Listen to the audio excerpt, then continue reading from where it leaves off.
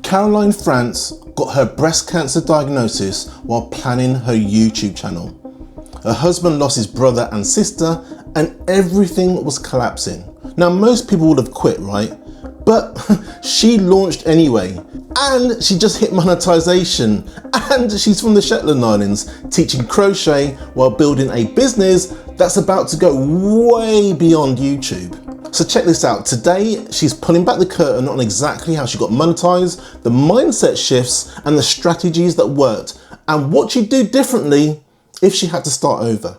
Now, this is a how I got monetized story you really need to hear. So if you're interested in that, let's get into this. Great. Well, Caroline, thank you so much for doing this quick interview. You recently got monetized, I think, on the first tier of the YouTube monetization system. So, but before we get into that, actually, I don't know if you just want to tell us a little bit about you and why you started the channel. Well, I'm obviously Caroline, and I come originally from the Shetland Islands, so a tiny island community which really rich in its history of creating and crafting and so on. Knitting, Fair Isle knitting, that's where it originates. So it's been a huge thing and a huge part of my life. Don't remember learning how to knit or to crochet, so it's been there forever. I have 6 grown-up children and nearly 21 grandchildren. Wow. Another one any day. So yes, it's yeah, that keeps me occupied and busy. Are you all still in the same area as well, Caroline? No, we're not. There's 3 of my children are in Shetland with my grandchildren that's up there, and then 3 of the children are down here with grandchildren down here. So it's yeah, between the 2. And obviously Shetland's a long way to get to, so it takes a long time. So it's not a quick visit. You're hopefully doing it maybe once a year or that sort of thing, but we have FaceTime and various things like that, so keeps me in contact and so on. So yeah, good. And maybe you can tell us how you got around starting the channel and how long it's been running. Okay, so I thought about it for a long time. I had my banner up, I had my whole channel set up, I think for maybe nearly 2 years before I actually dived into doing it. And it really came about because, well, long story in some ways, but back last March it would have been, then my husband's brother passed away.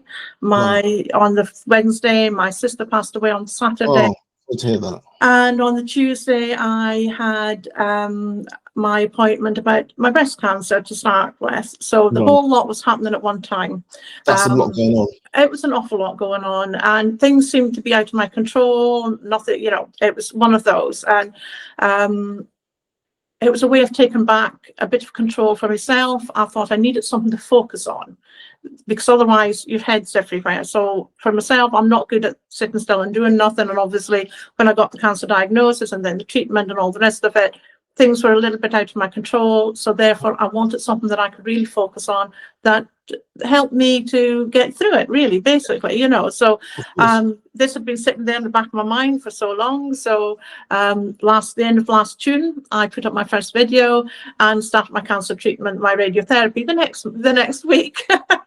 Wow. So most people would maybe think it wasn't the best time to start, but for me it was the absolute ideal time, because it really just focused my mind, gave me something else to think about entirely, and that made a huge difference for me. So that's really why I started in that way. Why crochet? Because it's a love of mine. It's a real passion of mine. It's something that my mum did. Not so much the history for Shetland as such, because that was always knitting, but my mum had crocheted for a large part of her life and taught me how to crochet. So it was something that I loved doing and something that connected us and so on. So wanted to pass that on to other people. So, and did you decide to create the channel because you wanted to kind of share your knowledge with others, or what was the reason behind that? It was very much that I wanted. I think coming again from Shetland, you have this idea that everybody knits, everybody does everything like that, and it's not really the way of it. And people do want to learn how to do these things. And crochet, I had so many people when they see me crochet and ask me, "Oh, I'd really love to do that. Do you know what I mean? Can you show me how?" and that sort of thing. And I thought that would be such a good thing to pass on to other people. It's such a good method of relaxation as well. It takes you're concentrating on something else, you're slowing down, you're doing something, you're creating something, and it really helps your mental health and everything as well. So it's a really valuable in that way, but it also just means you can create something lovely. You can give something that you have made to somebody that you love, and that lasts forever. It becomes an heirloom. You know, it's something that I can't explain how much I love it. As you can probably tell, very passionate about it. And it's I think that's something important that for a YouTube channel. You have to love what you're doing in order to motivate yourself to make more videos, right? Exactly. And I just want to pass that on. Want other people to get that love out of it and be able to get create things for themselves. So yeah. That's great. So there must have been a point then where you were kind of making it for the love of it, and then thought to yourself, well, hold on a minute. I'm spending a lot of time doing this. Maybe this is something that I can make into a business or take a little bit further. Was there when was that point? Well, I think I'd always sort of had my little Etsy shop for a while with my little bits and pieces on it and so on. But I think it was more really back in sort of March, April this year. I'd been putting out various videos and it seemed to be going quite well. End of last year, I wasn't very well. I did my shoulder in, so therefore I couldn't crochet for a while. I really missed that. So of course I didn't put up any videos. Then I decided to do Vlogmas, mainly because I love Christmas. Christmas is, for me, it's just lovely.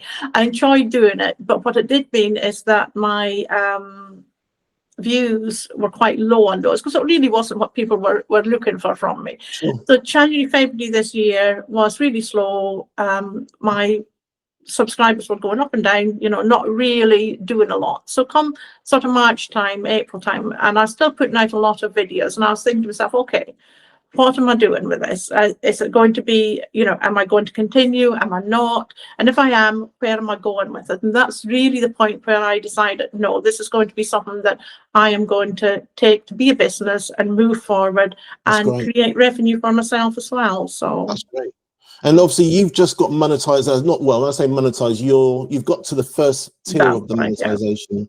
So how does that feel? I mean, how did it feel when that finally happened? Well, I think I actually put a post up about how it felt like I'd been looking at this elite club from outside, peeking through the windows, and all of a sudden somebody had opened the door and said, "Do you want to come in?" You know what I mean? And that's exactly how it felt for me. It was that sort of being vindication of what I was doing, validation of what I was doing, really, and meant that, yes, come on in, you're a part of this now and you can do something with this. So yeah, made a huge difference to me, made me feel, as I say, validated for what I was doing. So that's fantastic. And what are your plans to get to that next stage then? Because I think you're on about 960 subscribers at the moment. That's I don't know how many more watch hours you need, but what would you plan on doing to get to that next level, to actually get fully monetized? Well, for me, it's again, I've increased sort of what I'm doing that little bit. So putting out community posts more often, trying to get that up to every day.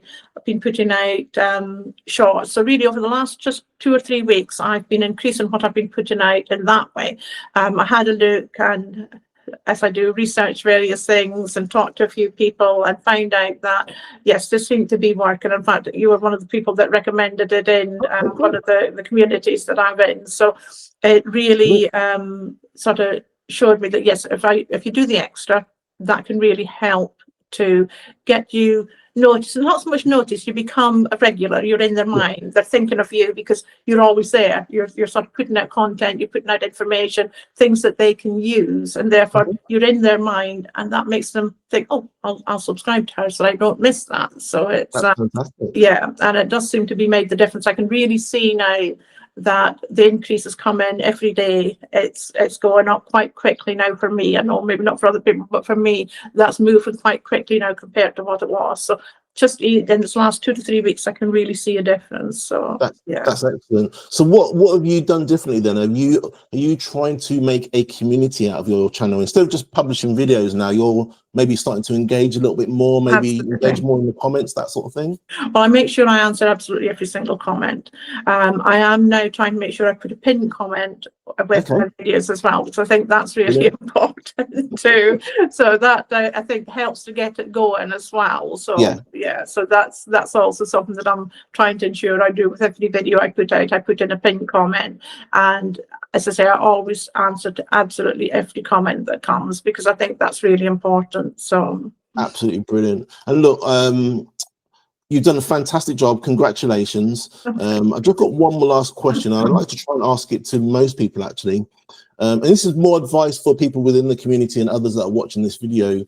If there's anything you would have done differently when you first started, obviously you've got all this knowledge now. Is there anything you would have done differently, or with all the knowledge that you have at the moment? I think one of the things would have been approaching it from a business point of view, almost. You know, you go in thinking with a clear sort of mindset as to what you're aiming at, and definitely who you're aiming at. That's a really important. And I mean, I know they also niche down. I have my niche, but it's the person that you're aiming at. Visualizing that person that's at the other side of that camera, the person that you're actually personally talking to, is so important, because that makes the difference between you just talking generically and you talking and somebody actually feeling that you're connecting with them. And I think that's a really, really important one. And it helps you as well, because you're then talking to a real human being, somebody that actually, you know, is at the other side of the camera. Of course, of course. And obviously, we've spoken just recently about you looking to even go a little bit further and start producing your own products, and even start courses and having your own little community away from YouTube as well. So that sounds exciting. That's certainly something I'm looking forward to doing. To me, part of it's all about the community anyway, because that's really important to me. Again, from where I come from, the Shetland Isles, big on community. Everybody's welcome. Doors are rarely locked still, and people can come in, just walk in, make a cup of tea. That's absolutely fine. And that's all part of who I am. I want people to feel welcome when they come to my channel, feel that I want them to be there. But I also want that in the community to feel that they can ask any question they want of me, and I'll be there for them and help them as much as I can, because that's just part of who I am. That's excellent, Caroline. Thank you so much. Well, brilliant interview. Thank you so much. And where can people find you? Obviously, I can show your channel on the B-roll that we're going to run on this video, but where can people find you? Where's the best place? Well, again, obviously YouTube I'm on, but also I now have my own school community. So yes, that would be an excellent place for them to find me as well. So and as you just started, haven't you? I've literally just started that. So yeah, that would be an excellent place to find me.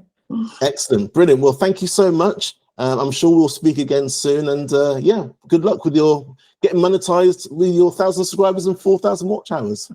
Thank you very much. I appreciate it, Des. Thanks, Caroline.